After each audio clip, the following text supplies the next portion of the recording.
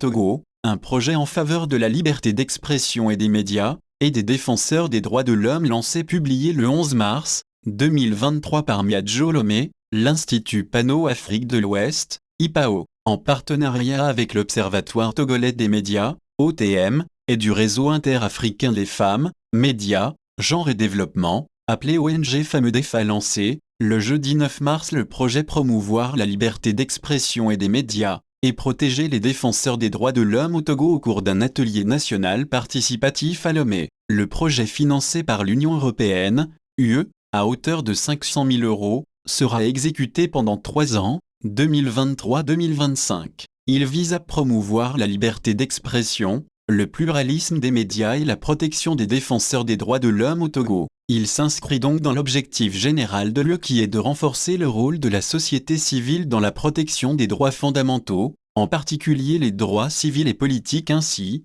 que l'égalité de genre. L'objectif général du projet est de promouvoir la liberté d'expression, le pluralisme des médias et la protection des défenseurs des droits de l'homme au Togo. Spécifiquement, il s'agit de contribuer au développement des connaissances et au renforcement des capacités des journalistes et d'autres acteurs des médias en ce qui concerne leurs droits et leurs responsabilités. Il est également question de promouvoir un environnement juridique et institutionnel propice à la progression de la liberté d'expression, d'opinion et des médias, et à la protection des défenseurs des droits humains. Les groupes cibles et bénéficiaires sont les professionnels des médias et institutions médiatiques, les jeunes et femmes défenseurs des droits de l'homme, les organisations de défense des droits de l'homme et les décideurs politiques. La présentation des objectifs et les résultats attendus du projet, les activités et stratégies de mise en œuvre, l'équipe de gestion du projet, les exigences de suivi et évaluation, la pérennisation des acquis et l'agenda de mise en œuvre du projet ont meublé la cérémonie de lancement.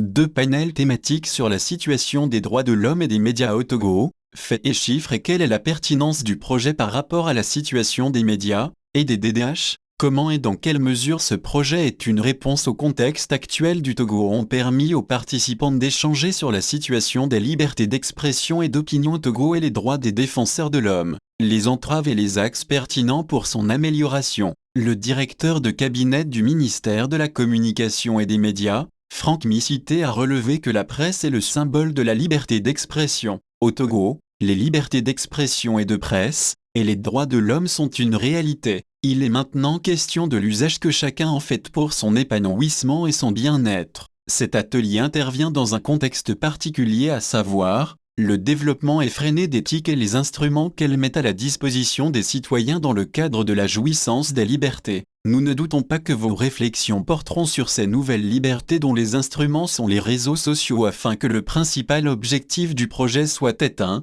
a poursuivi M. Missité, le chef de délégation de l'UE au Togo. Joaquin Tasso Villalonga a rappelé que l'Union européenne œuvre aux côtés du gouvernement togolais à travers de nombreuses initiatives pour un développement durable et une meilleure inclusion économique et financière de la jeunesse togolaise. C'est dans ce sens qu'elle a financé ce projet pour soutenir la promotion de la liberté d'expression et des médias et protéger les défenseurs des droits de l'homme au Togo. Le président de l'OTM, Fabrice Pechesi, a relevé qu'au-delà du renforcement des acteurs des médias en termes de connaissance des outils qui existent dans le cadre de leur travail, par ce projet, nous voulons faire en sorte que du point de vue juridique et institutionnel il y a une certaine évolution pour permettre à la profession une autre manière d'exercer. Il a ajouté que le projet va s'étendre et mettra sur pied plusieurs mécanismes pour la promotion de la liberté d'expression. Le directeur administratif et financier de l'IPAO, Abdoulaye Ndiaye, a précisé que la mission de son institut est de bâtir un espace démocratique de communication en Afrique pour le changement et la justice sociale. Il a indiqué que des actions de sensibilisation et plaidoyer pour faciliter l'adoption de politiques internes relatives à la condition des journalistes seront menées afin que ceux-ci soient plus motivés à produire de façon professionnelle et indépendante des contenus éditoriaux.